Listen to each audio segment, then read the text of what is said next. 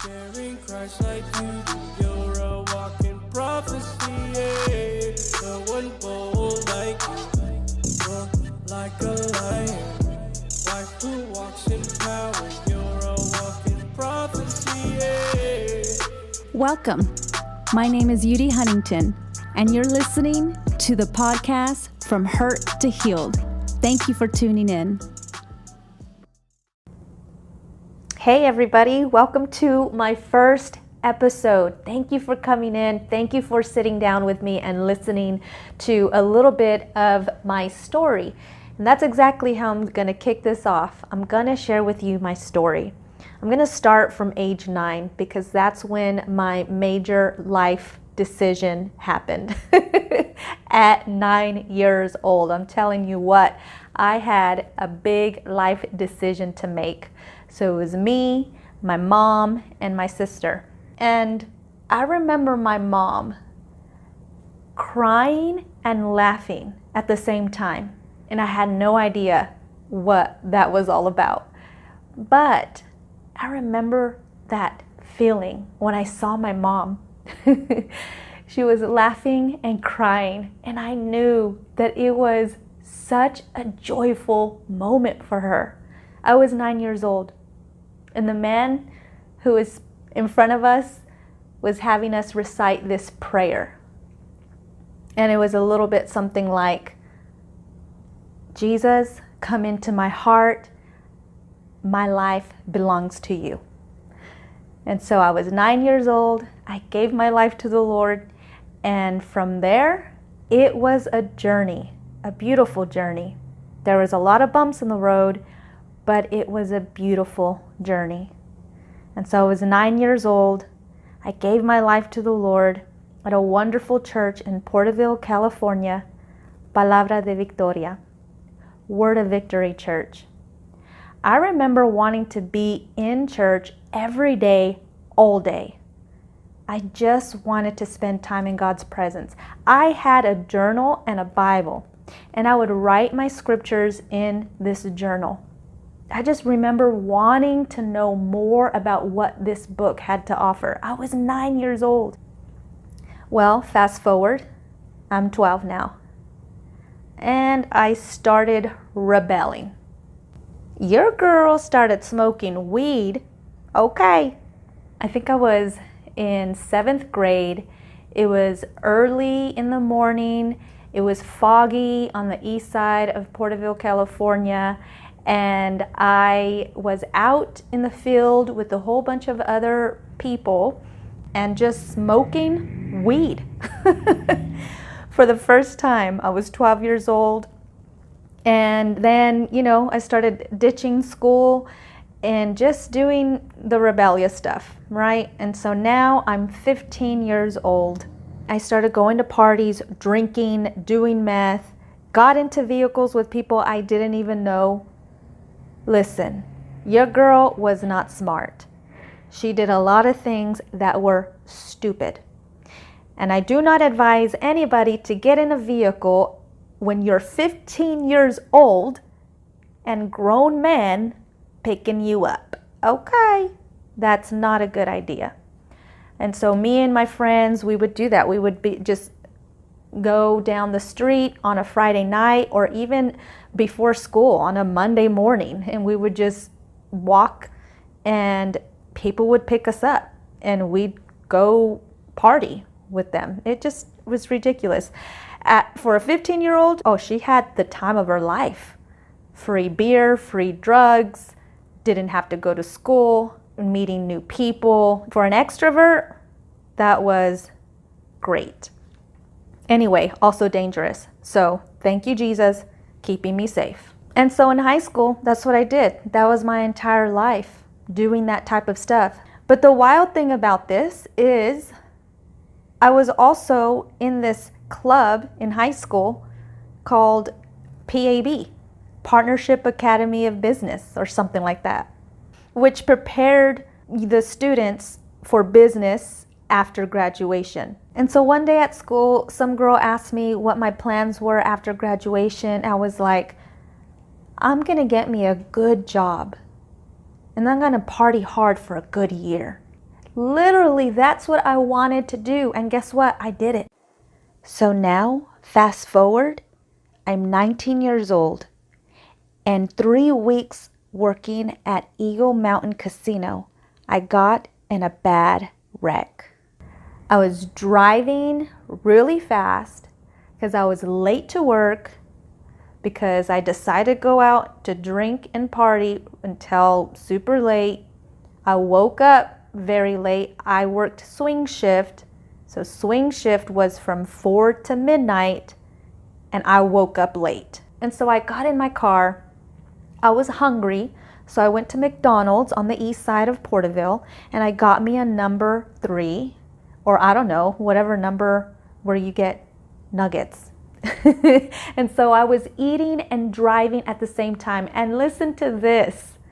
As I was speeding to work, my pager, okay, my pager. So it was back in the day when you had to have you a pager because, you know, you needed to be in contact with people. And so I had my pager, it was on my passenger seat, and it went off. It started vibrating, and it was vibrating and it fell off the seat. And I reached to grab it. Now listen to this. I'm speeding. Did I mention I was hungover? I'm speeding, I'm hungover, I'm driving with my pinky and my knee while I'm holding a chicken nugget in my left hand, okay? And the sauce. No, maybe just the nugget. Anyway, I went to reach for my pager that fell. Your girl wasn't thinking. And so I grabbed the pager, I hit a pothole. I was seeing myself almost falling off the cliff because in order to get to the casino, you got to go up to all those windy mountains, okay? I was literally almost gonna fall off the cliff. I hit a pothole. I swerved crazy to the left. When I swerved, my 4 wheels were no longer on the road. The 2 wheels, so it flipped, and I skidded. I don't know if I'm saying all these words right, but just try to imagine this, okay? So my car went on its 2 wheels on its side where it was on my driver's side. So I was sliding across the road. Then my car went back on its 4 wheels and it just turned around. It just made a big turn. So I was turned around the opposite in the direction of what I was originally going. And oh my God, I felt like I was gonna die. I got out of the vehicle and the car that was behind me had already called the cops and the ambulance, and they were already on their way. I look at the reflection in the window and there was nothing. I did not have a scratch on me. And I remember after that, I started thanking God for saving me, because that could have been the end, but it wasn't. I literally felt like God saved my life. And then my heart started turning. I started asking myself questions, like the big life questions. Yudi, weren't you gonna do things for Jesus? Weren't you gonna change the world for the better? Wasn't that your original plan? What happened? And so I started having these deep conversations with myself, and then I started praying more and more and more to the Lord. As I'm praying and having this change of heart, I was still going to work and still partying, and I was having this internal struggle, and I really wanted to live my life for the Lord and do kingdom work, but I didn't have the desire to stop partying and drinking and just doing all the stuff that I was involved in. And guys, one day I was driving home and I was asking the Lord to just help me.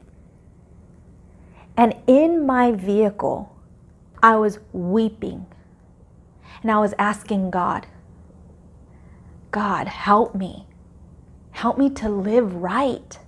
I felt this war, this battle going on inside of me. In my vehicle, I'm weeping and I'm asking God, please take the desire of me wanting to do these things. Take this desire out from me, please. I wanted to live for the Lord. And the enemy was just bringing me down, telling me that it was just an emotion, that I'm going to not feel this once I get out of the car, that it's not real, it's just emotion, it's going to go away. And I was just broken. And I was asking the Lord to help me. And then I started asking him, I said, God, I need to hear your voice. I need to know that you're with me. I felt like he was speaking to me because I really believe that he was responding and telling me that to not listen to the enemy and just know that he's got me and that I'd be able to go forward. Like I believe that he was there, and I felt like he was saying those things. I didn't hear his voice as loud as I was hearing the enemy's voice. I just couldn't fully hear him. And so I'm driving, I'm going to the party. I don't even know what party I was going to or what. I don't even know what happened after that. But I remember about 3 weeks later, I was coming home from a party. I was 19 years old, February 13th, 2001, Wednesday. I will never forget that moment. That moment changed my life forever. Guys, I'm going to tell you the rest of the story, but I want you to stop and think of this. There are so many moments in our life that are so life-changing, that have the potential to transform if we just take the step. The fear of the unknown, it's so tangible, it's so great. But the faith that God has given, even as small as a mustard seed, that supersedes the fear. What moment comes to mind? What decision comes to mind for you? What inner battle are you having? What is the inner struggle? Is it wrestling with thoughts about your identity, about who you are, about who God called you to be? Or are you wrestling with what to do next in your business, in your life, in your school? What lies of the enemy are you believing? Are you asking God for clarity? Are you asking Him to give you a clear path to walk on, but you're unsure? I'm here to tell you that whatever it is that is bringing you fear, confusion, heartache, I want you to know that the same God that met me in that vehicle and has brought me out time after time after time in my life from psychotic depression, from addictions, fear of all kinds, I want you to know that the same mighty God is going to pull you out of this difficulty. There is nothing that you are going through right now that He cannot pull you out of, that He cannot clear the pathway. I want you all to know that whatever transition you are in right now, the journey is so worth it. There might be pain, but you will gain power. There might be hurts that take place, but you will come to a place of healing. The journey is so worth it. Wherever you find yourself in life, know that this is not the end. It is the beginning to your new future. And so I'm going to leave this here. But I want you to come back for the rest of the story. Guys, I want to thank you for hanging out with me and listening to the first part of my story.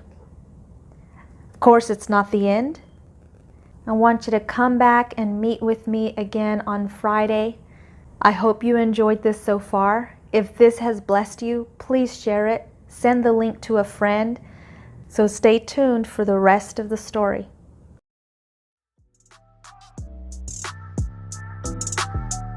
Thank you for stopping by. Don't forget to comment, subscribe, and share this podcast with someone you love. God bless.